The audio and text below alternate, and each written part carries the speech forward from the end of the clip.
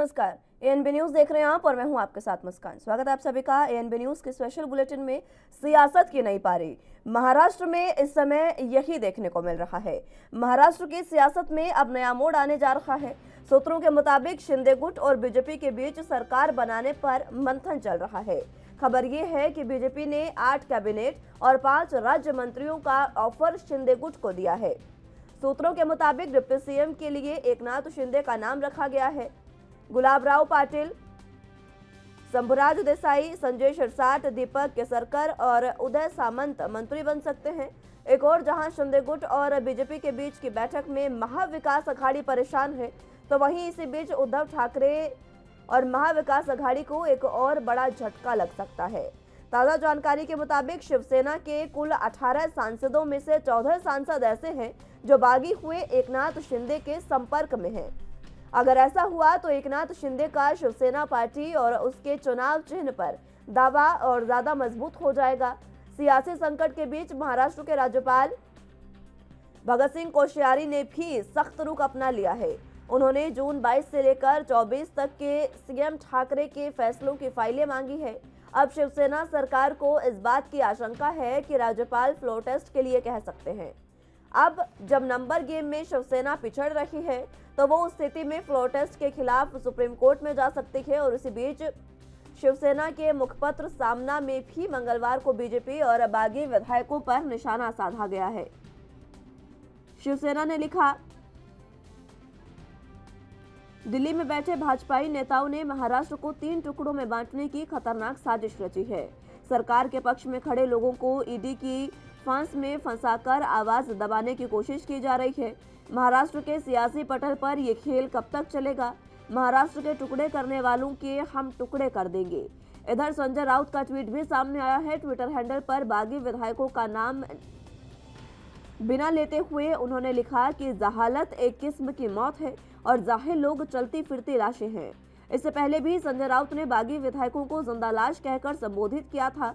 उन्होंने कहा था कि गुवाहाटी में वो 40 लोग जिंदा लाश हैं, उनकी आत्मा मर चुकी है। उनके इस बयान पर काफी हंगामा भी हुआ था।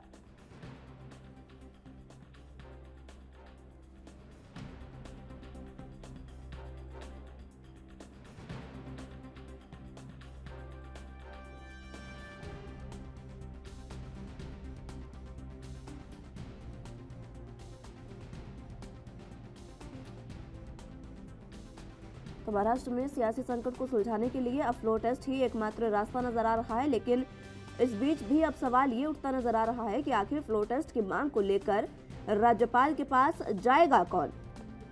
महाराष्ट्र का सियासी ड्रामा अब अपने हाई लेवल पर पहुंच गया है। एक और शिवसेना में बगावत लगातार बढ़ती जा रही है, क्योंकि अब सांसद भी विरोध में आ गए हैं। तो अब दूसरी ओर सरकार बनाने का नया फॉर्मूला भी निकल कर सामने आ रहा है। बीजेपी जो है वो एकनाथ शिंदे और बागी विधायकों के साथ सरकार बना सकती है। अंदर खाने से ऐसी बातें लगातार चल रही है, ये बातचीत चल रही है और ऐसी बातें सूत्रों के हवाले से सामने भी आ रही है। शिंदे और बीजेपी कैंप में सरकार बनाने की शर्तों पर विचार विमर्श हो रहा है। अब बीजेपी और बागी विधायकों की मिलकर सरकार बनती है, तो इसमें एकनाथ शिंदे को डिप्टी सीएम बनाया जा सकता है। इसी के साथ शिंदे गुट के 8 विधायकों को कैबिनेट मंत्री और 5 को राज्य मंत्री बनाया जा सकता है।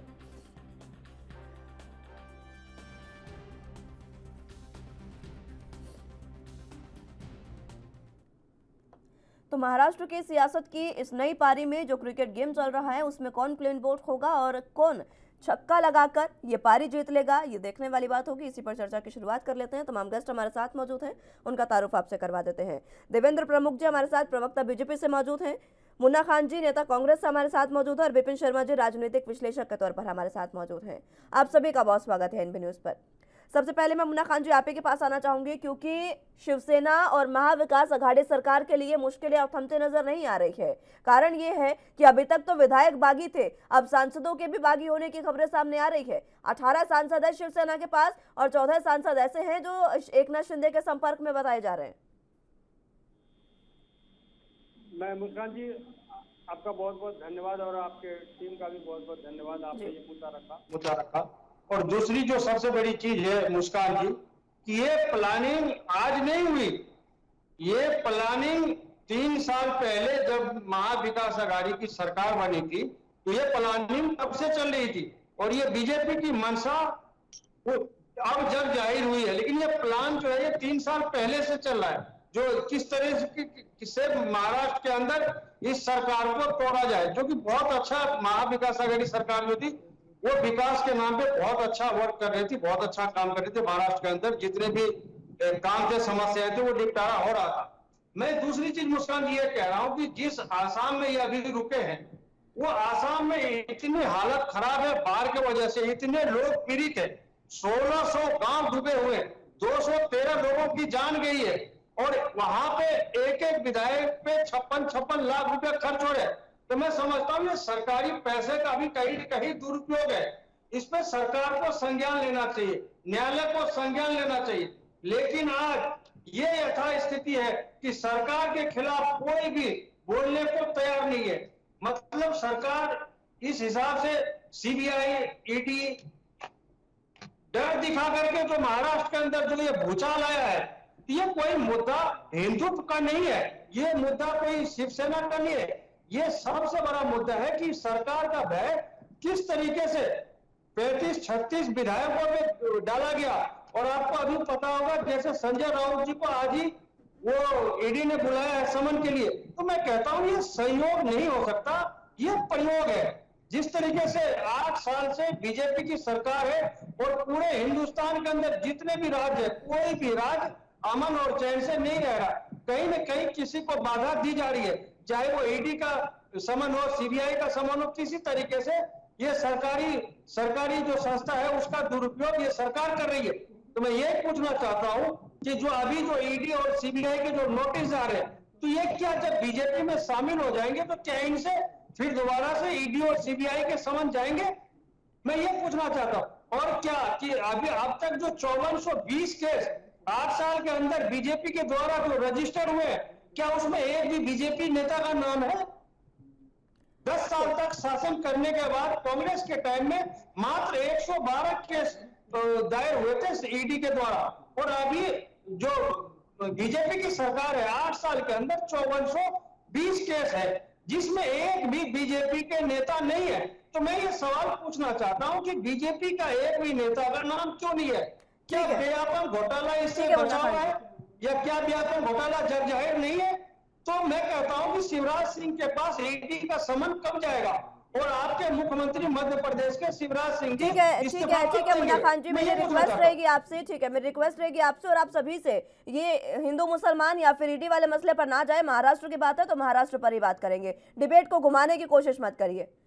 देवेंद्र प्रमुख जी, फिलहाल बीजेपी की कवायद शुरू हो गई है सरकार बनाने की और एकनाथ शिंदे गुट के साथ पूरे तरीके से चर्चा शुरू हो गई है, विचार विमर्श शुरू हो रहा है, फॉर्मूला भी दे दिया गया सरकार बनाने का। और दूसरी तरफ महाविकास अघाड़ी सरकार तो पहले ही आरोप लगा रही है कि जो किया धरा है वो बीजेपी का है। जी, बीजेपी ने भी कोई ऐसा काम नहीं किया है जिस पर ज्यादा जवाब देने की जरूरत पड़े। अभी तो जो गोया है उसको काटने का काम कर रहे हैं उद्धव जी। जब आपने बबूल बोए तो उन पर आम नहीं आएंगे, उन पर कांटे लगेंगे। जो है इस तरह से इन्होंने सरकार बनाई थी दल बल के साथ। अगर हिंदुत्व की बात करते हैं, बाला साहब हमारे बीच में नहीं है आज, जिन्होंने राम के नाम की शुरुआत करी थी, इन्होंने आध्यात्मिक से अपनी शुरुआत की थी, जो हमेशा राम के नाम पर चलते थे, उनको मिटाकर इन्होंने इस तरह वहां सरकार बनाई है।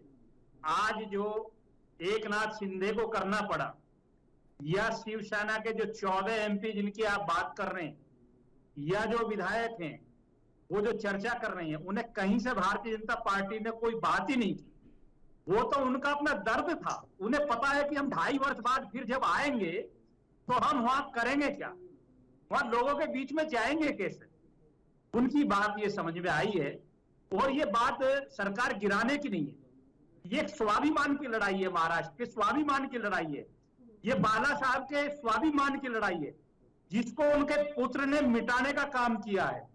जबकि उनके शिष्य जो पुत्र से अच्छी भूमिका निभा रहे हैं, क्या मुझे कहनी नहीं चाहिए, राज ठाकरे उनके भतीजे हैं, पुत्र जैसे हैं, लेकिन उन्होंने उनके सम्मान को बचाने के लिए आज तक मेहनत कर रहे हैं। और एक नाथ शिंदे जो है उनके अंदर भी कहीं ना कहीं ये संस्कार स्थापित है।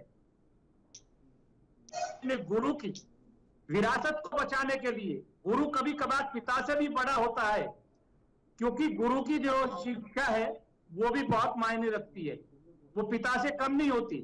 तो उनका जमीर जागा है, उस जमीर की लड़ाई है। बीजेपी की अभी कोई भूमिका नहीं है। कांग्रेस को हताश होकर आज ईडी पीडी चिल्लाते हैं। अरे 60 वर्षों में तोता थे, ये चिड़िया थी, तुम लोगों ने क्या किया? इस ईडी के मामले में, जिसके मामले में जब ये ईडी नहीं थी, जब ही खत्म कर देते ईडी और सीबीआई को, आजाद कर देते आप लोग। आज क्या दर्द हो रहा है? भ्रष्टाचार आप लोगों ने किए थे, इसलिए जांच आपकी हो रही है। बीजेपी ने ना किया ना करने की जोर।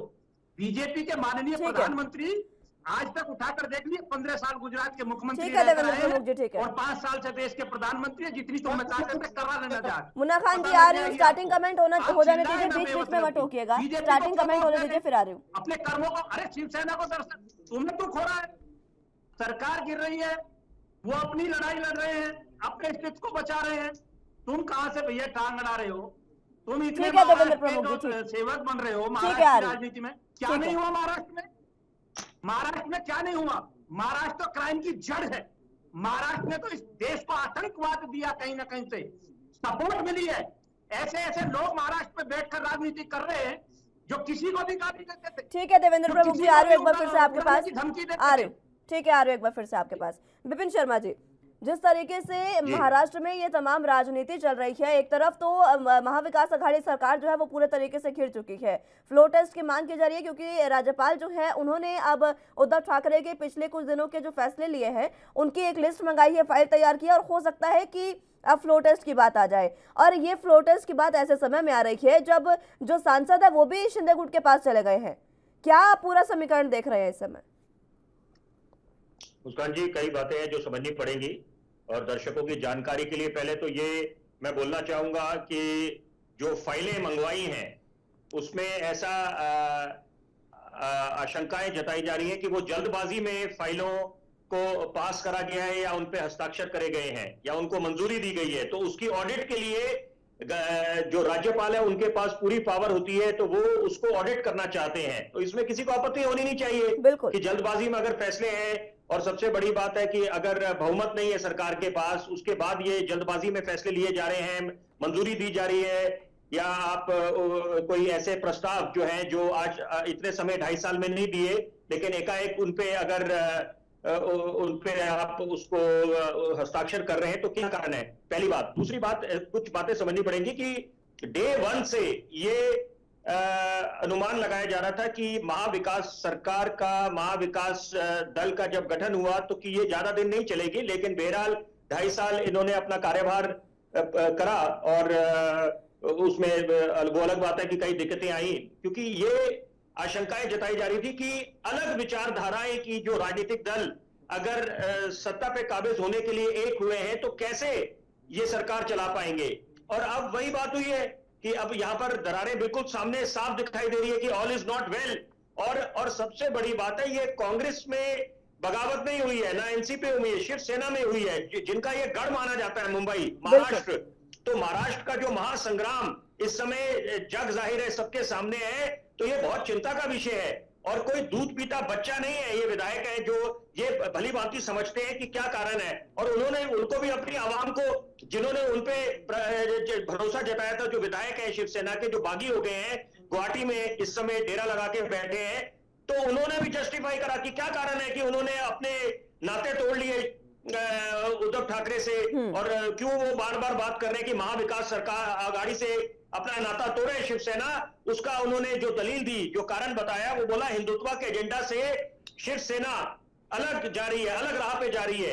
तो ये बातें निश्चित बात है, हर एक को हक है लोकतंत्र में, जैसे कांग्रेस पार्टी को हक है, भाजपा को हक है, और एनसीपी को हक है कि वो अपनी बातें रखे। तो विधायक है, उन्होंने अपनी बात रखी, लेकिन बहरहाल क्योंकि अब मामला सुप्रीम कोर्ट में है और 12 जुलाई तक ये मामला स्थगित हो गया है, तो बहुत दिलचस्प हो गया है, क्योंकि आम आदमी के दृष्टिकोण से कौन सोच रहा है, ये चिंता का विषय है कि यहां पर सबको पड़ी हुई है कि कुर्सी किसकी बचेगी, सरकार किसकी बनेगी, लेकिन क्या कोई आम आदमी के दृष्टिकोण से सोच रहा है इस समय कि महाराष्ट्र का क्या हाल हो रखा है इस समय।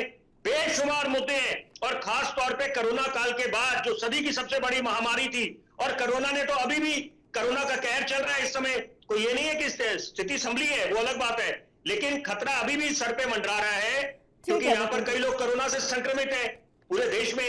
तो ये बातें समझनी पड़ेंगी कि इस समय प्राथमिकता किस चीज को मिल रही है। और बोलना बड़ा आसान होता है कि यहाँ पर आप कि भाजपा की सब ये चाल है, तो उसके लिए तो सीधी सी बात है कि अगर भाजपा साजिश रचा रही है तो कोई क्या दूध पीता बच्चा है कि वो बागी हो गए। अपनी पार्टी को संभालना चाहिए, संभालना चाहिए, अपनी पार्टी को संभालना चाहिए। दुखद बात है कि संजय राउत का जो बयान है वो चिंता का विषय है कि बिल्कुल। जो उन्होंने बयानबाजी करी, तो ये बातें लोकतंत्र में क्या संदेश देती है एक आम आदमी को। और अच्छी बात है, एनसीपी और कांग्रेस की अगर मैं बात करूं, उनसे जब पूछा गया कि ये क्या बगावत मची, उन्होंने बोला ये अंदरूनी मामला है शिवसेना का, वो सक्षम है, आपस में निपट लेंगे। और यही उम्मीद करी जाती है कि आप जो बयान दें, खासतौर पे जब सार्वजनिक बयान करते हैं आप, जो पब्लिक के जनता के सामने जाता है आपका संदेश, तो वो आप नपी-तुली बात करें, अच्छा संदेश दें। तो अच्छी बात करी उन्होंने, ऐसी बेतुकी बात नहीं करी कि हम ये स्ट्रीट फाइट करेंगे, सड़कों पे आएगी अब बातें। तो ये इन चीजों से बचना चाहिए, क्योंकि अपेक्षा ये उम्मीद करी जाती है नेताओं से, खासतौर पे जो वरिष्ठ नेता है, कि आप जो प्रवक्ता है, कि आप ऐसी बयान, ऐसे कुछ बातें करें, आपको रोल मॉडल समझा जाता है, आदर्श। ठीक है विपिन शर्मा जी, आ रहे एक बार फिर से आपके पास। ठीक है आ रही विपिन जी, ठीक है एक बार फिर से आ रहे विपिन जी आपके पास आ रहे। ठीक है मुन्ना खान जी, एक बात मैं जरूर बोलूंगा, क्योंकि आपने मुस्कान जी आपने बोला कि हम ईडी का जिक्र ना करें आज की चर्चा में। जी। मैं आपकी पहली बात से पूरी तरह इत्तेफाक रखता हूं कि हिंदू मुस्लिम का मुद्दा उठाना नहीं चाहिए। हमारा देश सबका सम्मान करता है और सर्व धर्म को मानने वाले हम लोग हैं, सम्मान करने वाले लोग हैं। लेकिन एक बात है, ईडी का जिक्र करना बड़ा जरूरी है, क्योंकि टाइमिंग को लेकर उसका सवाल हो रहा है। और मुन्ना खान साहब जो बोल रहे थे, उनकी बात में दम है कि ये प्रयोग है कि सहयोग है। मैं एक बात बोलना चाहूंगा कि प्रधानमंत्री मोदी की भी तो ग्रिलिंग हुई थी सीबीआई की 10 घंटे, लेकिन ऐसा क्यों होता है कि जब राहुल गांधी को तो पूरा जन सैलाब साथ उमड़ता है, लोगों के साथ जाते हैं, तो रूल फॉर ऑल ये हर एक के लिए मापदंड एक समान होने चाहिए। और यहाँ पर ऐसा क्यों होता है? विपिन शर्मा जी मैं आ रही हूँ एक बार फिर से आपके पास। ठीक है आ रही हूँ एक बार फिर से आपके पास। मुन्ना खान जी कुछ कहना चाह रहे थे, आप अपनी बात रखिए। और दूसरी बात, सवाल ये भी है कि क्या अब शिवसेना, अब मैं आ रही हूँ विपिन शर्मा जी, आ रही हूँ एक बार फिर से आ रही हूँ। मुन्ना खान जी, क्या अब शिवसेना करेगी प्रोटेस्ट की मांग? नहीं, ये शिवसेना का अंदरूनी मामला है मुस्कान जी, इसमें कांग्रेस पार्टी या कांग्रेस का कोई भी कार्यकर्ता। मैं तो फ्लो टेस्ट की बात कर रही हूँ ना। हाँ नहीं, ये तो शिवसेना को देखना है कि उसके घर के अंदर कैसे दरवाजे खुले रहे, उसके घर के अंदर कैसे चोर प्रवेश हुआ, उसके माल कैसे चोरी हुई है, उसका सवाल पूछा जा रहा है। हमारा विकास आघाड़ी का होगा, शिवसेना का नहीं होगा। सरकार नहीं, प्रोटेस्ट किस चीज की, महाविकास आघाड़ी किस चीज की प्रोटेस्ट करेगी? प्रोटेस्ट की मांग कर रही हूँ मैं आपसे सदन में। सॉरी आपकी आवाज साफ नहीं आ रही। हाँ नहीं, वो करेगी। मैं पहले हमारे जो मित्र हैं बीजेपी के, देवेंद्र जी, मैं उनका जवाब दे दूं। ये जो बार बार कह रहे थे कि ये राज ठाकरे जो अपने ये बाला साहब ठाकरे थे, उनके राह को छोड़कर उद्धव ठाकरे जी किसी गलत दिशा में जा रहे थे। उनका जो हिंदुत्व था वो गलत दिशा में चला गया। मतलब कांग्रेस पार्टी और एनसीपी से अगर गठबंधन हुई तो ये हिंदुत्व का मुद्दा आ गया, हिंदुत्व के रास्ते से शिवसेना भटक गई। और बीजेपी जब महबूबा मुफ्ती से सरकार बनाती है, जब बीजेपी को ये असदुद्दीन ओवैसी महाराष्ट्र में सपोर्ट करते हैं, तो इनका हिंदुत्व कहाँ जाता है? ये हिंदुत्व की बात क्यों ले आते हैं बीच में? ये संविधान की बात क्यों नहीं करते? बार बार हर डिबेट को ये हिंदू मुस्लिम की तरफ मोड़ना चाहते हैं, हर डिबेट को हिंदू मुस्लिम में डाइवर्ट करना चाहते हैं। मैं कहता हूँ कभी भी देश की भी बात कर लिया करो, संविधान की भी बात कर लिया करो, जो लोगों के दुख दर्द है उनके भी बात कर लिया करो, युवाओं के बात कर लिया करो, किसानों के बात कर लिया करो। कभी तो मुद्दे पे आया करो मेरे यार, मेरे दोस्त। हमेशा हिंदुत्व इससे देश नहीं चलता, देश संविधान से चलता है। अब दूसरी चीज मैं कहता हूँ, सवाल नहीं फ्लोर टेस्ट की, तो हमारी तो बातचीत है। अभी 4:30 बजे एक मीटिंग होनी है, मीटिंग के बाद ही निर्णय लिया जाएगा कि अब होना क्या आगे। और दूसरी चीज जो सवाल है मुस्कान जी, सबसे बड़ा सवाल है अभी हमारे मित्र ने जो कहा, जो वरिष्ठ पत्रकार है, मैं उनके बात से इत्तेफाक करता हूं। ठीक है, मैं आ रही हूँ आप सबके लिए। तो बात एक बार फिर से मुद्दे की कर लेते हैं, क्योंकि महाराष्ट्र में जो सियासत लगातार जारी है, इसी पर चर्चा हम कर रहे थे। तमाम गेस्ट हमारे साथ मौजूद है, एक बार फिर से रुख उन्हीं का कर लेते हैं। मुन्ना खान जी, आप अपनी बात पूरी करें। तो मैं ये कह रहा हूँ कि जो मुस्कान जी, जो बीजेपी की जो मंशा थी और एकनाथ शिंदे के जो विचार थे, ये दोनों मिल चुके हैं। अब वहाँ पे ये जो घमासान जो एक हफ्ते से जो ये ड्रामा चल रहा है, तो ये कुछ नहीं, ये बस सरकार बनाने की बात थी। और जिस तरह से ये ईडी सीबीआई का डर दिखा करके धमकाने के बावजूद एमएलए एमपी को, तो ये कोई सहयोग नहीं, ये बिल्कुल प्रयोग था। और ये जो रणनीति वो ठीक है, मैं इस पर जवाब ले लूंगी, मैं देवेंद्र प्रमुख जी से, आपके संयोग और प्रयोग पर। लेकिन फ्लोर टेस्ट की मैं बात पूछ रही हूँ आपसे। नहीं, हमारी मीटिंग होनी है 4:30 बजे मैडम जी, उसके बाद ही बता सकते हैं कुछ भी। अभी 4:30 बजे मीटिंग होनी है एनसीपी और कांग्रेस पार्टी के द्वारा, तो उसके बाद ही मैं अगले जो कल डिबेट में बैठूंगा तो मैं इसका जवाब दे पाऊंगा। ठीक है देवेंद्र प्रमुख जी, संयोग या प्रयोग, ईडी की कार्रवाई जिस तरीके से बीच बीच में आ रही है बार बार, क्या कारण है इसका?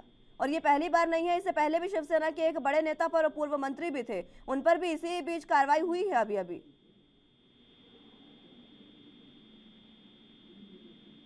देवेंद्र प्रमुख जी, आवाज नहीं मिल रही, आप क्वेश्चन दोहराइए। मैं आपसे ये पूछना चाह रही हूँ कि मुन्ना खान जी आपसे पूछ रहे हैं कि ईडी का बार बार बीच में शामिल होना इस मामले में ये संयोग नहीं है, ये प्रयोग है, वो खुद कह रहे हैं। और कारण ये है कि अभी संजय राउत का मामला सामने आया है, उनको सम्मन दिया गया, और ये पहला मामला नहीं है। महाराष्ट्र में जब ये सियासी वॉर चल रही है, इसी बीच इससे पहले शिवसेना के नेता है और पूर्व मंत्री है, उन पर भी इसी तरीके से कार्रवाई की गई है। इस क्वेश्चन का स्वागत करता हूं मैं। ईडी हुई, सीबीआई हुई, कुछ ऐसी एजेंसियां हैं जो अपना काम अपने विशेषाधिकार से करती है। जो भी अच्छा नेता होगा, जिसको थोड़ी भी नॉलेज होगी, सबको पता है कि उनका अपना एक विशेषाधिकार है, हद तक किसी के दबाव में आ सकते हैं। कोई भी हो, कोई ऐसी संस्था हो, सरकार से अलग हटकर भी काम करती है। माननीय सुप्रीम कोर्ट भी उसी का हिस्सा है। और कोई भी हमारे देश का लोकतंत्र जो जिंदा है, उस पर मैं थोड़ा सा बताना चाहता हूं, अपने दोस्त को संज्ञान लाना चाहता हूं। वो ट्रस्ट अभी टूटा नहीं है। अगर आप ईडी पर इतनी आज घृणा हो रही है और आपको सीबीआई से इतनी दिक्कत हो रही है, तो आप पे तो सीधे एलिकेट थे, आप पे तो बराबर ऐसे एलिकेट लगे हैं। अगर मैं गिनवाने लगूं तो 4 घंटे की डिबेट कम पड़ जाएगी। वो अपना काम कर रही है, जिससे पूछताछ हो रही है, जो उसका अधिकार के अंदर, उसमें राहुल गांधी भी हो सकता है, उसमें कोई और बड़े नेता हो सकते हैं, उसमें सोनिया जी भी हो सकती है, प्रियंका जी भी हो सकती हैं, अखिलेश जी भी हो सकते हैं, और मैं तो ये कहूं भारतीय जनता पार्टी का कोई मिनिस्टर भी हो सकता है। इसका आएगा, उससे पूछा जाएगा। आप हताश ना हो, देश की लोकतांत्रिक प्रक्रिया पर सवाल ना उठाएं। ये आपसे, आपके जो मध्य प्रदेश के मुख्यमंत्री है श्री शिवराज सिंह चौहान जी, वो नहीं हो सकते? नहीं, शिवराज सिंह चौहान जी का अगर हुआ, उनका होना पड़ा तो जरूर होगा। अगर आपको कुछ संशय लग रहा है, सब होना पड़ेगा। मैं ये तो पूछ रहा हूं आपसे, उनके यहाँ ये सीबीआई और ईडी कब जाएगी? उनसे आप इस्तीफा कब मांग रहे हो, आप ये बताओ। अगर उनके खिलाफ आपके पास कोई एविडेंस है तो पूरा अधिकार है, आप माननीय सुप्रीम कोर्ट में जाइए और रिट दायर कर दीजिए। अगर आप में ताकत है तो, अगर आप ईमानदार हैं तो अपने गिरबा में झांकिए। किसी पे एलिकेट करने से पहले अगर प्रूफ हो तो बोलिए, वरना नाम मत लेना। डिबेट में बैठकर एक सम्मानित आदमी के लिए, एक प्रवक्ता को इतनी नॉलेज होनी चाहिए। किसी को एलिकेट करने से पहले फर्रा लेकर बैठिए। आप एक माननीय मुख्यमंत्री पर जिस तरीके का क्वेश्चन उठा रहे हैं, आप इस पर सवालिया निशान लगता है। आपकी जानकारी के लिए बता देना चाहता हूं, भविष्य में काम आएगा। किसी और से मत भिड़ना। अगर मुख्यमंत्री के खिलाफ आपके पास एविडेंस है या आपकी पार्टी के, तो सीधे कोर्ट में जाइए। आप चैलेंज कर रहा हूं मैं आपको बैठकर डिबेट पे, वरना बोलना मत ऐसा क्वेश्चन। तो इसके लिए बता रहा हूं आपको, जानकारी के लिए, कम जानकारी है आपको। ठीक है, चलिए जवाब ये मैं नहीं किया। अरे जो भी घोटाला, उसकी बात छोड़िए ना, मैंने बोल दिया ना आपको। सीबीआई अपना काम कर रही है, ईडी अपना काम कर रही है। कोई तरीका थोड़ी है यार, आप चैनल पर बैठकर किसी का नाम लेना शुरू कर देंगे। जो बीजेपी से दूसरे दल के जो नेता है, उन पे ईडी सीबीआई जाएगी। अगर वो बीजेपी में गए तो उन पे ईडी, वो ईडी का काम है। उसको वो काम कर रहे करने दीजिए। अगर लेकिन आप ये संतुष्ट टाइमिंग नहीं हो रहे टाइमिंग तो पर तो आपको सवाल अधिकार उठता है ना लोकतंत्र देवेंद्र में। प्रमुख जी, जो टाइमिंग पर प्रक्रिया तो है, सवाल ये उठता है। जब भी चाहिए ऐसे मसले होते हैं तभी अरे ईडी की ढाई कार्रवाई वर्षों बीच तक में आ आप इस जाती है। देश में क्या क्या करते रहे, किसने सवाल उठाए आप पर? क्या नहीं किया आपने लोकतंत्र के साथ? शर्म आनी चाहिए आपको। कौन नेता छोड़ा आपने? जिसको आपने बख्शा हो बता दीजिए। माननीय सुप्रीम कोर्ट ने आपको कल परसों आंख दिखाई, आपकी औकात बताइए। माननीय गृह मंत्री जो प्रधानमंत्री जी को बंद करने के बाद और उन पर तुमने बार बार आक्षेप लगाए थे, अरे डूब मरने के लिए जगह है क्या? सुप्रीम कोर्ट को भी चैलेंज करोगे आप? कहां आपकी औकात है, आप किसी पर सवाल उठा दे? ठीक है देवेंद्र प्रमुख जी, मेरी रिक्वेस्ट है कि आपसे विनती है थोड़ा सा भाषा की मर्यादा में रहकर बात करें। इस तरीके के शब्दों का इस्तेमाल मत करें। आप प्यार आप अपनी बात रखिए। मैं इस तरीके के बस शब्दों की मर्यादा, बस बाकी आप जो भी किसी करें। सम्मानित आदि को इंगित किया जाता है तो उसी भाषा में दिया जाता है जवाब। ठीक है, चलिए जवाब ले लेती हूँ, मैं जवाब ले लेती हूँ। मुन्ना खान जी जल्दी से जवाब दे दीजिए, और उद्धव ठाकरे से भी इस्तीफा मांगा जा रहा है, उसको भी बता दीजिए। नहीं, ऐसे आवासित लोगों को आप, मुस्कान जी रिक्वेस्ट है हमारी, ऐसे आवासित लोगों को डिबेट में मत बिठा करो। इनको ठीक है, मैं उनको कह चुकी हूँ, उनसे रिक्वेस्ट कर चुकी है, वो सुन रहे हैं आपको, अपनी बात रखें, वो सुन रहे हैं आपको। देवेंद्र प्रमुख जी सुन लीजिए, एक बार सुन लीजिए। आपको पता नहीं है, सनातनी हूँ, सनातन की बात करता हूँ। देवेंद्र प्रमुख जी सुन लीजिए, अब एक बार सुन लीजिए, ठीक है। अरे हिंदू होने पर तुम लोग ये देखो मुस्कान जी कहाँ ले जा रहे डिबेट को। तुम्हारे देवेंद्र प्रमुख जी ये बातें मत करिए, ये बातें मत करिए, इन बातों का मतलब नहीं है। पाकिस्तान जिंदाबाद रहे, संसद में नारे लगाते हो। इन बातों का मतलब नहीं है। ठीक है, चलिए विपिन जी कुछ कह रहे हैं। विपिन जी, इन बातों का मतलब नहीं है देवेंद्र प्रमुख जी। मैं 1 मिनट में हाथ जोड़ के दोनों सम्मानित प्रवक्ताओं को बोलूंगा थोड़ा शांत हो जाए, दोनों के दोनों। एक बड़ी जरूरी बात मैं बोलना चाहूंगा। मुस्कान जी सर, मेरी आवाज पहुंच रही है? जी मैं सुन पा रही हूँ, आपको अपनी बात रखें। देखिए ऐसा है, ये चर्चा आज हम महाराष्ट्र की कर रहे हैं, तो चर्चा पे लोग अपने यहाँ व्यापन की बात करते हैं, क्योंकि अगर आप व्यापन की बात करेंगे तो मुस्लिम महिला देवेंद्र प्रमुख बिल्कुल वो मैं इत्तेफाक रखूंगा उनसे।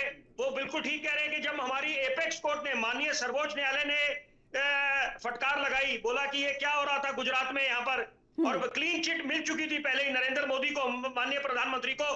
उसके बाद ये तीसरा सेतलवाद और ये सारे जो दुष्प्रचार चल रहा था वहां पर, तो ये बातें फिर वो लंबी चलेगी। अभी आज की चर्चा को सार्थक रहने देते हैं। मैं हाथ जोड़ के विनती करता हूं कि यहाँ पर महाराष्ट्र की बात करते हैं। महाराष्ट्र एक अभिन्न हिस्सा है हमारे हिंदुस्तान का, महान मुल्क का। कोरोना काल के बाद हमने क्या सीख ली है? यहाँ पर अभी मुद्दा ये है कि फ्लोर टेस्ट की बात हो रही है। फ्लोर टेस्ट को लेकिन उस पर जवाब नहीं है ना विपिन साहब। महाविकास आघाड़ी की, पहला सवाल। उस पर दूसरा जवाब सवाल नहीं ये है। बनता है कि जो बड़ी बड़ी अहम बात मैं बोलने जा रहा हूं मुस्कान जी, कि जो आशंकाएं जताई जा रही हैं या जो रिपोर्टें सामने आ रही हैं कि 18 में से 14 सांसद बागी हो रहे हैं शिवसेना के, क्या ये गंभीर मुद्दा नहीं है? ऐसी स्थिति में क्या होगा? तो ऐसी स्थिति में शिवसेना की जो बाला साहब ठाकरे की जो विरासत है, उसका हकदार कौन होगा? ये सवाल बनता है इस चर्चा में। महाराष्ट्र की जनता के बारे में कौन सोच रहा है? उनके मुद्दों का जिक्र होना चाहिए आज की चर्चा में। ठीक है, इसीलिए विपिन साहब, शुरुआत में मैंने कहा था कि ये हिंदू मुसलमान और ईडी का जिक्र ना करे तो ज्यादा बेहतर होगा। ये मुद्दे लंबे खिंच जाएंगे। महाराष्ट्र पर बात कर लेते हैं। फ्लो टेस्ट की मैंने बात की, लेकिन जवाब नहीं दे पाए मुन्ना खान जी। एक बार फिर से मुन्ना खान जी, बात महाराष्ट्र पर ही रखिएगा, ईडी को बार बार बीच में मत लाइए। मैं फिर कह रही हूँ आपको, आपके एक सवाल का जवाब मैं ले चुकी हूँ। मैं आपके एक सवाल का जवाब ले चुकी हूँ। अब ये बता दीजिए, सुन लीजिए, एक बार सुन लीजिए, आप सवाल सुन लीजिए। विपिन जी ने भी सवाल किया आपसे। आपके 14 सांसद जो है शिवसेना के, वो भी जा रहे हैं, 18 सांसद है कुल, और 14 जा रहे हैं वो शिंदे गुट में, लगभग उनके संपर्क में है। उनके पास बढ़त लगातार बढ़ती जा रही है, नंबर जो है वो उनके पास बढ़ते जा रहे हैं। जो शिवसेना की विरासत है, जो एक चिन्ह होता है पार्टी का, वो चला जाएगा उनके पास। फिर क्या फ्लो टेस्ट कर लेंगे आप? मुन्ना खान जी। मैं बोलूं मुस्कान जी? मैं ये कह रहा हूं, एक सरल तरीके से समझने की जरूरत है, फिर मैं बात पे मुद्दे पे आऊं। एक कहावत है कि जो वो डाइन जो होती है ना, वो अपना घर भी छोड़ देती है। जिस तरीके से 27 साल पुराना इनका पार्टनर शिवसेना, उनको भी बीजेपी ने नहीं बख्शा। जो आप दूसरी चीज में मुद्दे पर आता हूं, मैं ये कह रहा हूं कि उनके जो सांसद जा रहे हैं मुस्कान जी, ये उनका अंदरूनी मामला है, अंदरूनी मसला है। और बात जहां रही फ्लोर टेस्ट की, तो वो 4:30 बजे मीटिंग होने के बाद ही मैं कुछ बोल पाऊंगा, इससे पहले कुछ नहीं बोल पाऊंगा। और इनके विधायक टूट रहे, क्यों टूट रहे, किस वजह से टूट रहे, क्या कारण है, ये तो शिवसेना को देखना है। इसमें कांग्रेस पार्टी कुछ नहीं कह सकती। इसके लिए मैं 4:30 बजे के बाद जो हमारी मीटिंग होगी, जो रिपोर्ट अच्छा, मेरे पास आएगी, मैं बीजेपी नेक्स्ट ने सरकार बनाने की कवायद शुरू कर दी है। मुन्ना खान जी, ऑन है मुस्कान जी, किसी का टीवी सेट ऑन है, अगर वो टीवी सेट को बंद कर दे तो आवाज इको नहीं करेगी। ठीक है, चलिए जहां भी ये दिक्कत हो, देवेंद्र प्रमुख जी, मुन्ना खान जी देख ले एक बार। और ये बता दीजिए मुन्ना खान जी, उद्धव ठाकरे से इस्तीफा मांगा जा रहा है और बीजेपी ने तो सरकार बनाने की कवायद शुरू कर दी है। कांग्रेस क्या करेगी इसके बाद? एक बार फिर से यही बात आएगी कि हम विपक्ष में बैठकर जनता की सेवा करेंगे क्या? नहीं, बिल्कुल करेंगे। अभी जो जिस तरीके से चुनाव हुए थे और हमारी जो मेजोरिटी थी बिल्कुल कम थी, हमने तो सहयोग से सरकार बनाया। हमें तो सेवा करना है, विपक्ष में भी बैठकर सेवा कर सकते हैं। अगर कुछ नीति गलत होगी, जो भी सरकार बने, चाहे वो बीजेपी की बने या दोबारा महाविकास आघाड़ी की बने, हमें तो सेवा करने का मौका मिलेगा, चाहे विपक्ष में बैठ के हो या किसी के सरकार के साथ सहयोग में सरकार बनाने से। तो सेवा करना है। जनता जो हमें मैंडेट दिया, जनता जो मत, जो हमारे जो 42-43 विधायक है, वो अपने क्षेत्र में काम करते रहेंगे। हमें विपक्ष में भी बैठना तो हमें कोई आपत्ति नहीं, किसी तरह की दिक्कत नहीं है। और सवाल है शिवसेना का, तो उसे अपने खुद अंदरूनी कलह को देखना है कि किस तरीके से हुई, क्यों, कैसे 27 साल उन्होंने आपस में गुजारा किया और हटने के बाद उस आदमी ने इसे डसा जिसके साथ इन्होंने 27 साल इन्होंने जो सरकार चलाई, और ये इनके आपस में कई बार सरकार भी बने, और आज उनको ही इन्होंने नहीं छोड़ा। तो ये शिवसेना की सोचने की जरूरत है, कांग्रेस पार्टी नहीं सोचेगी, ये उनको देखना है। ठीक है विपिन शर्मा जी, ये सीधे सीधे जो सत्ता का लोभ है वो दर्शाता है। देखिए, शुरुआत में जो मैंडेट था वो बीजेपी और शिवसेना के गठबंधन को ही मिला था, लेकिन उसके बाद पद पर जिस तरीके से तन गई दोनों पार्टियों में, और उसके बाद महाविकास आघाड़ी सरकार बनी, 3-3 पार्टियां मिलकर चल रही है। और अब महाराष्ट्र का देख लीजिए, इसीलिए यहीं पर बीच में जनता पिस रही है। इतने मुद्दे हैं महाराष्ट्र में, सब इतर हो गए हैं, कोई मतलब नहीं है उन मुद्दों से, सब अपनी अपनी सरकार बनाने में लगे। और देख लीजिए सामना में किस तरीके की बातें की जा रही है। मुस्कान जी, बहुत जरूरी बातें मैं बोलने जा रहा हूं। सर्वप्रथम इसमें कोई दो राय नहीं है कि जनता ने किसको बड़ा जनादेश दिया था। जब चुनाव हुए थे महाराष्ट्र में, तो वहां पर उसमें सब जग जाहिर है कि भाजपा को मिला था, लेकिन अंत में सरकार किसकी बनी वो भी सबके सामने है। लेकिन दूसरी बात, सिक्के का दूसरा पहलू क्या है कि अगर हम 3 राजनीतिक दलों की बात करें जो महाविकास आघाड़ी सरकार के में शामिल हैं, एनसीपी, कांग्रेस और शिवसेना, जो अलग अलग विचारधारा के हैं, वहां पर हर एक को, तीनों राजनीतिक दलों को एक दूसरे की जरूरत है। और उसका कारण है, बिल्कुल साफ है, क्योंकि अगर एनसीपी का कहीं वर्चस्व है तो वो महाराष्ट्र में है, और कांग्रेस की स्थिति इस समय सबके सामने है कि कितने राज्यों में सीमित होकर मैं माफी के साथ आपको रोकना चाहूंगी, मैं माफी के साथ आपको रोकना चाहूंगी विपिन जी, अभी फौरन आ रही है आपके पास। उससे पहले ये सीधी तस्वीरें आपको गुवाहाटी से दिखा रहे हैं, जहां पर एकनाथ शिंदे जो है, अभी जो बैठक, जो मंथन होना है उसको लेकर, वहीं की सीधी तस्वीरें आपको दिखा रहे हैं गुवाहाटी के रेडिसन ब्लू होटल की। ये तस्वीरें जो बागी विधायक हैं एकनाथ शिंदे के साथ, उनका मंथन जो है वो लगातार जारी है, और उसी को लेकर यहाँ पर अलग अलग तरीके से जो ऑफर दिया गया है शिंदे को डिप्टी सीएम पद का, और इसी के साथ 13 मंत्रियों को ऑफर दिया गया है, उस पर विचार असम में चल रहा है। और गुवाहाटी से ही ये सीधी तस्वीरें एकनाथ शिंदे की आपको दिखा रहे हैं। अभी अभी मंथन यहाँ पर, और मंथन के बाद जो तमाम चीजें देखने को मिला, आप देखिए किस तरीके से यहाँ पर एकनाथ शिंदे जो है वो लगभग खुश नजर आ रहे हैं। हो सकता है कि बागी विधायक जो उनके साथ हैं, और इसी के साथ जो सांसदों का भी बताया जा रहा है कि सांसद भी उनके संपर्क में है। इस बार एकनाथ शिंदे पूरे तरीके से सक्रिय है, और बीजेपी के साथ भी वो मंथन लगातार जारी है, उनका मंथन कर रहे हैं बीजेपी के साथ। अब देखना होगा कि आखिर ये मंथन कहाँ जाता है, और जो ये नया फॉर्मूला सरकार बनाने का लेकर आए हैं एकनाथ शिंदे बीजेपी के साथ मिलकर, ये फॉर्मूला किस तरीके का रहता है, और क्या कुछ महाराष्ट्र की राजनीति में देखने को मिलता है, वो यहाँ पर देखने की वाली बात होगी।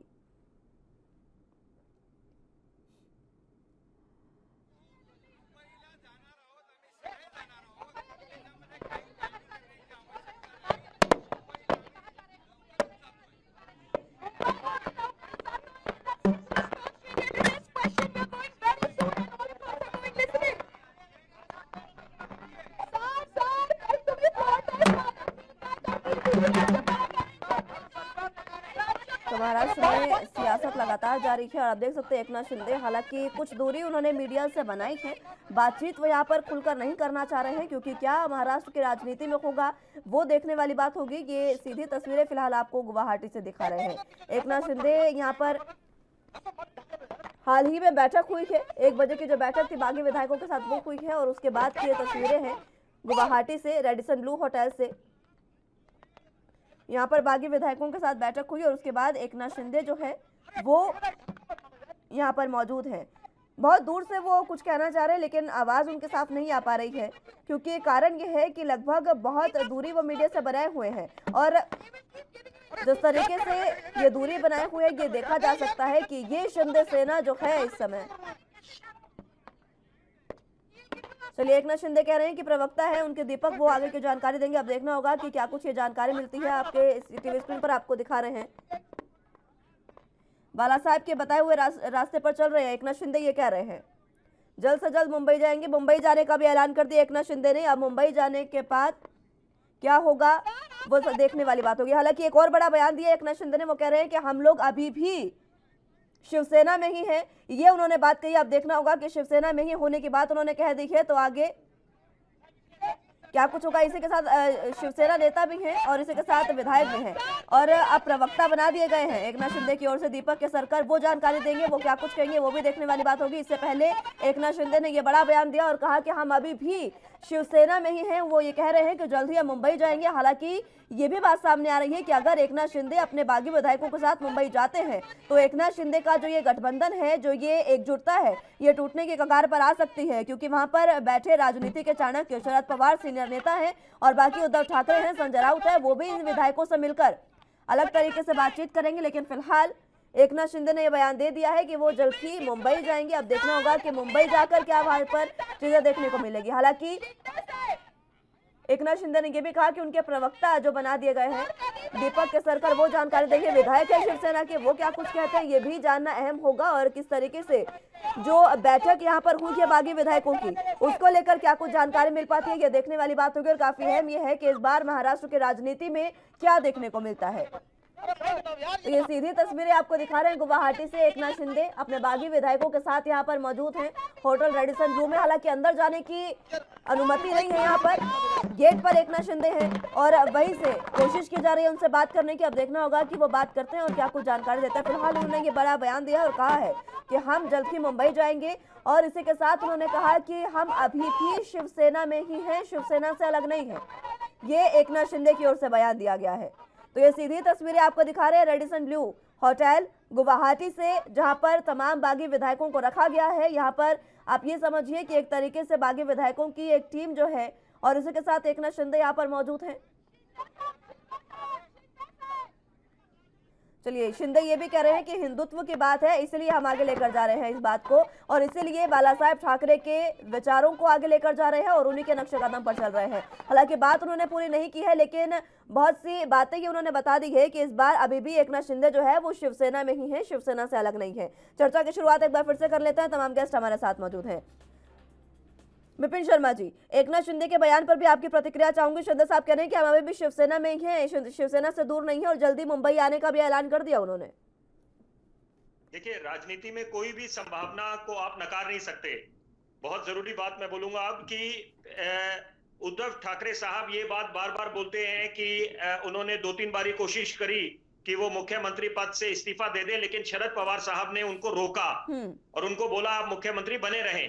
लेकिन अगर हम थोड़ा समय पहले जाए, 2.5 साल पहले उन्होंने अपना नाता क्यों तोड़ा भाजपा से तोड़ा? क्योंकि मुख्यमंत्री बनने की महत्वाकांक्षाएं थी, चाहे वो संजय राउत के थ्रू उनके जरिए आई, जो भी कारण था।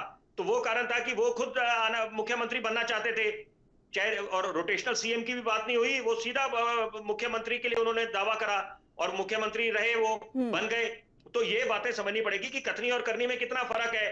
दूसरी बात यह है कि जहां तक एकनाथ शिंदे का सवाल है, जब वो बोलते हैं हम शिवसेना में बने हुए हैं, तो वही वाली बात है कि बाला साहब ठाकरे की जो विरासत है वो ये दावा कर रहे हैं कि उसके विरासत के सही मायने में हकदार वो लोग हैं, क्योंकि वो जो उनकी विचारधारा थी बाला साहब ठाकरे की, जिनका सब लोग सम्मान करते थे कि वो एक हिंदुत्व के विचारधारा थी, उसका मतलब ये नहीं है कि वो दूसरे धर्म का सम्मान नहीं करते थे। अगर कोई बोले कि हम हिंदुत्व विचारधारा के उस रास्ते पे चल रहे हैं, तो इसका मतलब ये नहीं है कि आप दूसरे धर्म का सम्मान नहीं करते। वो एक विचारधारा है, हर किसी को हक है अपनी विचारधारा रखने का। लेकिन सवाल ये होता है कि यहाँ पर विरासत की बात कर रहे हैं, उससे ये मायने निकालने नहीं चाहिए कि वो शिवसेना से अभी बने हुए हैं। लेकिन हाँ, इसकी संभावना भी हो सकती है कि अगर महाविकास आघाड़ी से अपना नाता तोड़ दें उद्धव ठाकरे और फिर भाजपा में शामिल हो जाएं, तो जैसे क्रिकेट में कहा जाता है, cricket is a game of glorious uncertainties. आखिरी गेंद तक आप भविष्यवाणी नहीं कर सकते, मैच का पासा कहीं भी पलट सकता है। आखिरी गेंद पे कोई क्लीन बोल्ड हो जाए, कोई छक्का लग जाए, तो वहां पर मैच, जीता हुआ मैच आप हार सकते हैं। तो यहाँ पर अगर एक संभावना ये हो सकती है कि भाजपा में शामिल हो जाए शिवसेना और मुख्यमंत्री देवेंद्र फडणवीस बन जाए। क्योंकि ये कहना कि बहुत जरूरी बात अब मैं बोलूंगा कि यहाँ पर ये कहना कि मुख्यमंत्री को लेकर आपस में तनातनी बनेगी शिंदे सेना में और भाजपा में, तो ये संभावना बहुत कम है। उसके पीछे कारण है कि अगर हम असम की बात करें, असम में हिमंता बिस्वा शर्मा ने, जो कांग्रेस से आए थे, उनकी बहुत भूमिका थी। असम जो भाजपा ने जो किले फतेह करा, लेकिन वहां पर मुख्यमंत्री कौन बने थे? सोनोवाल साहब बने थे। उसी तरह से मध्य प्रदेश में जब भाजपा की सरकार दोबारा बनी, तो वहां पर शिवराज सिंह चौहान बने मुख्यमंत्री और ज्योतिरादित्य सिंधिया नहीं बने, उनको अलग सम्मान मिला भाजपा में। तो ये बातें कहना कि एकनाथ शिंदे अपना दावा करेंगे कि वो मुख्यमंत्री बने, उसकी संभावना कम है। ठीक है देवेंद्र प्रमुख जी।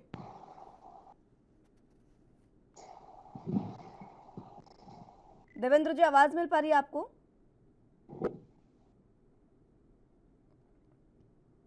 चलिए, संपर्क शायद उनसे टूट गया है, आवाज उन तक नहीं पहुंच पा रही है। मुन्ना खान जी, आपके पास आना चाहूंगी। और अभी जिस तरीके से सुना आपने एकनाथ शिंदे को, वो कह रहे हैं कि महाराष्ट्र में वो आने वाले हैं, मुंबई आने वाले हैं वो जल्दी, क्या तैयारी है आपकी? स्वागत है, मुंबई उनका है, मुंबई से वो विधायक है महाराष्ट्र से, उनको तो आना चाहिए था। उनको तो मैं समझता हूँ कि थोड़ी सी अनबन अगर थी तो बैठ करके एक बार विचार विमर्श होने थे, बैठ के उन्हें वार्तालाप करनी चाहिए थी, न कि सूरत जाने के बाद फिर गुवाहाटी जाना था। मैं समझता हूँ इनसे कोई फायदा नहीं उनको मिलने वाला है। अगर कोई समस्या थी, इनके आपस में कोई बात थी, तो मैं समझता हूँ तीनों जो अपने घटक दल थे, जो महागाड़ी सरकार के साथ जो बनी थी, जैसे कांग्रेस पार्टी है, एनसीपी है, तो बैठ कर एक बार बात करनी चाहिए। मैं कहता हूँ भागम भाग से कुछ नहीं होने वाला। और जो आज जनता का वहां नुकसान हो, उनको शिवसेना से तो दिक्कत है ही नहीं मुन्ना खान जी, शिवसेना से दिक्कत नहीं है उनको, दिक्कत कांग्रेस और एनसीपी से है।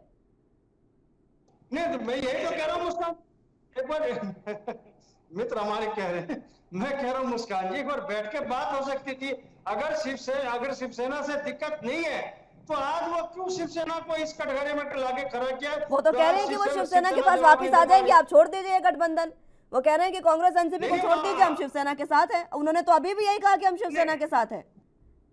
नहीं, हम लोग आपकी रणनीति तो है ही अलग, वो तो साथ रहे। जी अगर आप अनुमति दें, जी विपिन जी। देखिए, बड़े वरिष्ठ ये प्रवक्ता हैं और बड़ी जानकारी रखते हैं। मैं एक सवाल पूछूंगा कि अगर ये मान के चलिए ऐसी संभावना होती है कि शिवसेना नाता तोड़ दे महाविकास आघाड़ी से, तो वहां पर ऐसी स्थिति में कांग्रेस की, क्योंकि आप कांग्रेस के प्रवक्ता हैं, एनसीपी के प्रवक्ता नहीं है, तो कांग्रेस की रणनीति क्या रहेगी और कांग्रेस इससे कैसे निपटेगी? अब बता दीजिए। नहीं, मैं अपने मित्र का जवाब दे दूं। मैं ये कह रहा हूं कि कांग्रेस पार्टी कभी भी सत्ता के लोभ लालच से कभी भी राजनीति नहीं करती। हमें सत्ता से ज्यादा प्यारी जनता है, जो महाराष्ट्र का विकास कर सके। अगर महाराष्ट्र का विकास कोई और सरकार बन के हो, तो मैं समझता हूँ सबसे बेहतर है। हमारी मंशा ये कभी नहीं रही है कि सरकार हमारी बने। हमारी मंशा ये है कि जनता का विकास होना चाहिए, चाहे कोई भी सरकार करे, कि आप विकास करो, जनता को परेशानी न है, जो उनके दुख दर्द है उसमें उनमें वो न रहे, क्योंकि जनता चुन करके आपको भेजती है। मैं कह रहा हूँ विधानसभा जनता भेजती है, तो उनका समस्या पहले निवारण होना चाहिए, न कि सरकार बनाने की मंशा होनी चाहिए। कांग्रेस पार्टी इस मंशा से हमें इस मनसे को ठीक है, हमेशा बहुत खारिज बहुत करती अच्छी बात है, कांग्रेस की हमें सत्ता विचारधारा का बहुत लालच सही नहीं है इस मामले में। ठीक है, बहुत जी, अच्छी जी। बात है। लेकिन अब सवाल ये है कि आपने ये कह दिया कि विपक्ष में रहकर भी आप जनता की सेवा कर सकते हैं। आप कह रहे हैं कि जनता के मुद्दों से बिल्कुल मतलब, जनता के मुद्दों से मतलब है। आप ये बता बिल्कुल, दीजिए लेकिन कि, मैं सुनिए तो सही, सवाल को सुन मुस्कान लीजिए। आप ये बता जी दीजिए जी कि मुस्कान जी महाविकास आघाड़ी सरकार में रहकर कांग्रेस की ओर से क्या वो प्रयास किए गए जिससे जनता का भला हो सके? नहीं नहीं, कई प्रयास हुए। पहले सवाल का जवाब दे दूं कि जहां जनता की भलाई है और सत्ता स्वार्थ के, मैं आपको बता दूं, कोरोना काल के अंदर कांग्रेस पार्टी ने यह सिद्ध किया कि बगैर सत्ता स्वार्थ के भी जनता की सेवा की जा सकती और करके दिखाया। 2020 में जिस तरीके से कोरोना काल में महामारी आई तो कांग्रेस पार्टी ने सेवा की जनता की। बिल्कुल, इसके कांग्रेस लिए ने कह रहा कहा, हूं, किसी दल से बिल्कुल हमें बिल्कुल सेवा की। कांग्रेस ने सर्टिफिकेट कहा लेने कि की आप जरूरत नहीं। जी। टीके मत लगवाइए। कांग्रेस ने कहा वैक्सीन मत लगवाइए, ये वैक्सीन मोदी वैक्सीन है। नहीं, नहीं। यही तो सेवा की, नहीं नहीं यही तो सेवा की। राहुल गांधी चुप चुप कर जाकर वैक्सीन लगवा आते हैं और जनता में संदेश ये नहीं देते हैं कि आप वैक्सीन लगवा लीजिए जब कोरोना हुआ। ये सेवा की आपने। मैं जवाब दूं? बिल्कुल जवाब दीजिए। मैं कह रहा हूं, मुस्कान जी, मैं कह रहा हूं कांग्रेस पार्टी ने ये कभी नहीं कहा कि आप वैक्सीन ना लगवाओ। मैं सरकार के इसलिए खिलाफ हूं क्योंकि ढिंढोरा पीटने का काम करते। मैं कहता हूं उस टाइम में जब पंडित जवाहरलाल नेहरू जी ने जब हैजा पूरे हिंदुस्तान के अंदर था तो टीकाकरण का काम उस टाइम में हुआ था, तो किसी ने ढिंढोरा नहीं पीटा। मैं यही कह रहा हूं कि आप ढिंढोरा पीटने का काम न करो। आप अगर 10 रुपए का काम कर रहे हो तो उसे 10 लाख रुपए दिखाने की कोशिश ना करो। आप धरातल पे 10 लाख दिखने भी चाहिए। ठीक है। अगर 10 रुपए का काम है, आ रही आप 10 विपिन लाख जी। का ढिंढोरा पीट रहे हो तो ये झूठ परोसना बंद करो। ठीक है मुन्ना खान जी। इसी के खिलाफ है और कांग्रेस पार्टी यही चाहती है। ठीक है मुन्ना खान जी। विपिन जी, एक सवाल का जवाब ये भी दीजिएगा, ये इन बातों के बाद एक सवाल का जवाब ये भी दीजिएगा कि आगे महाराष्ट्र में अब क्या लगता है, शिवसेना जो है वो किसकी, कौन उत्तरदायी होगा शिवसेना का?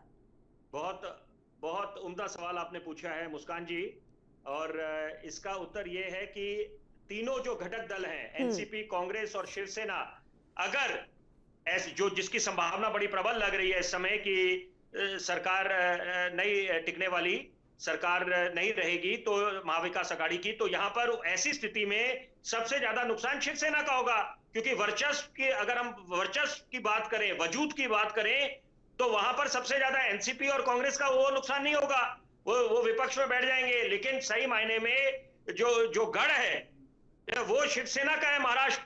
तो यहाँ पर वो अगर ऐसे वो अपनी सरकार नहीं बचा पाए और शिवसेना टूट जाती है तो उसमें सीधी बात है, निष्कर्ष यही निकलता है कि शिवसेना को सबसे ज्यादा नुकसान होगा। उद्धव ठाकरे जो फैक्शन है, जो उद्धव ठाकरे सेना है, क्योंकि दो सेना बन चुकी है, शिंदे सेना और उद्धव ठाकरे सेना, तो वहां पर उद्धव ठाकरे जो फैक्शन है उसको नुकसान होगा।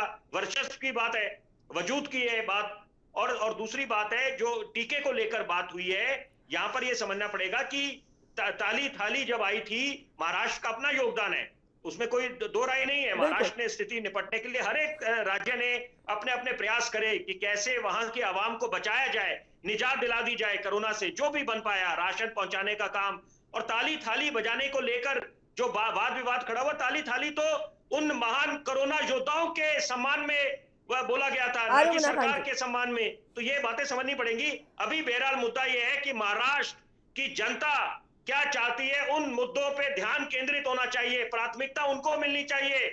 जब मानसून आते हैं, बारिशें होती हैं, ठीक है, तो पूरा वहां पर मुंबई रुक जाती है पूरी।